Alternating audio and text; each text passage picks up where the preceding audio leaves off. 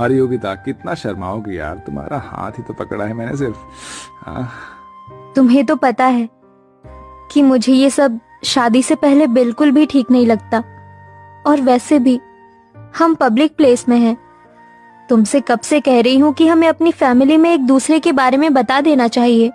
अरे बाबा, मैंने ऑलरेडी तुम्हारे बारे में अपने घर वालों को बता दिया है यार, अब तो बस तुम्हारी बारी है।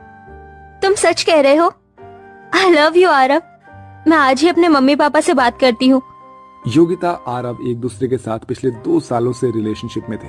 योगिता थोड़ी शर्मीली किस्म की लड़की थी, इसलिए आज तक उसने कभी भी आरव को ठीक से गले तक नहीं लगाया।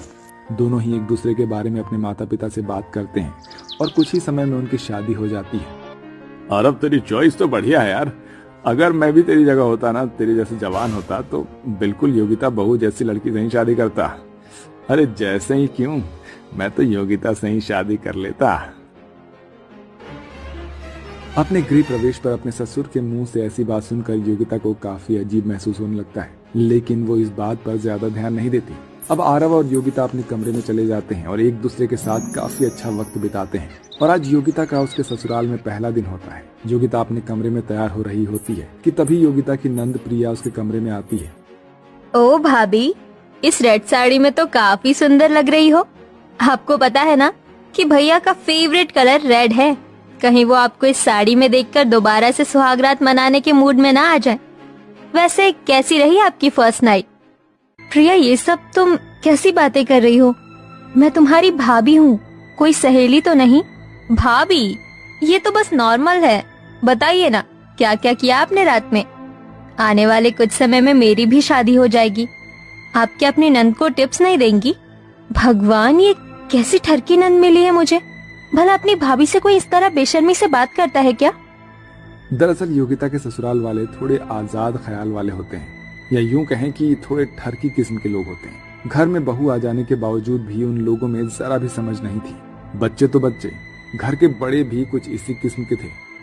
आज तो कुछ ज्यादा ही काम था घर में। एक काम करती हूँ, थोड़ी देर आराम कर लेती हूँ।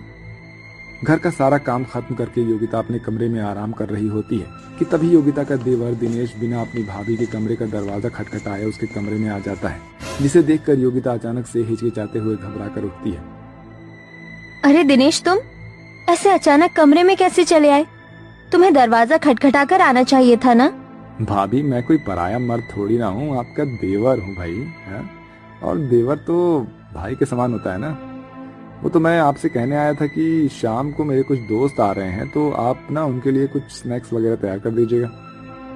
अपने ससुराल वालों की ऐसी हरकत योगिता को बिल्कुल भी पसंद नहीं आ रही होती है। ऐसे ही एक दिन, योगिता बहू, अब तो तुम्हारी शादी को काफी समय हो गया है, तो कब दादा दादी बना रही हो हमें? माँ जी, सामने ससुर जी बैठे हैं और आप उनके सामने ऐसी बातें कर रही हैं। तो क्या हुआ बहू, वैसे भी अमरावती बहू की माँ बनने की उम्र थोड़ी ना है, अभी तो उन्हें एंजॉय करना है। वैसे तुम एक दूसरे के साथ अच्छा वक्त बिता पाते हो ना। मेरा मतलब तुम्हारे बगल वाला कमरा ही हमारा है। वैसे कल रात तो तुम्हारे कमरे से बहुत आवाजें आ रही थी, हैं? लगता है बहू बेटे में कुछ ज्यादा ही प्यार हो रहा है। अपने ससुर की ऐसी बातें सुनकर योगिता शर्म के मारे पानी पानी हो जाती है और भागती हुई अपने कमरे में चली जाती है। भगवान, ये कैसा ठरकी ससुराल मिला है मुझे। एक से एक ठरकी लोग हैं यहाँ पर। भला बहू से कोई ऐसी बात करता है? कहाँ फंस गई मैं इन लोगों के बीच में। आरव बिजनेस के सिलसिले में घर के बाहर ही रहता था, जिसके चलते योगिता आरव को इन चीजों के बारे में बता नहीं पाती थी। अरे योगिता बहू, कितनी बार कहा है तुझे कि ये सर पर घूंघट लेकर मत घुमा कर। हम मॉडर्न लोग हैं और हमारे यहाँ घूंघट वाली प्रथा नहीं है। हाँ हाँ, होगी भी क्यों। मॉडर्न के साथ साथ ये लोग ठरकी भी जो हैं। माँ जी, वो मुझे घूंघट में ही सही लगता है। बिना घूंघट के मुझे काफी अजीब लगेगा।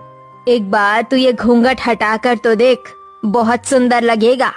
अमरावती अपनी बेटी प्रिया के साथ योगिता को जबरदस्ती कमरे में ले जाती है और उससे साड़ी के बजाय एक वन पीस पहना देती है। वाह भाभी, आप कितनी हॉट लग रही हो।